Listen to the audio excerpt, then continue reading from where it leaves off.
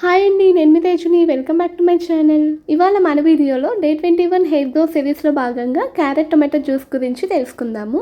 ఈ carrot tomato juice చాలా ఈజీగా తయారు చేసుకోవచ్చండి. ముందుగా ఒక మిక్సీ జార్లోకి 1 కప్పు దాకా క్యారెట్ ముక్కల్ని, అలానే టొమాటో ముక్కల్ని, 2 ఇంచుల అల్లాన్ని, 2 రెమ్మల పుదీనాని, 1/2 టీ స్పూన్ దాకా ఉప్పుని యాడ్ చేసుకొని 1 కప్పు దాకా వాటర్ని కూడా యాడ్ చేసుకొని మూత పెట్టి మెత్తటి పేస్ట్ లాగా బ్లెండ్ చేసుకోవాలి.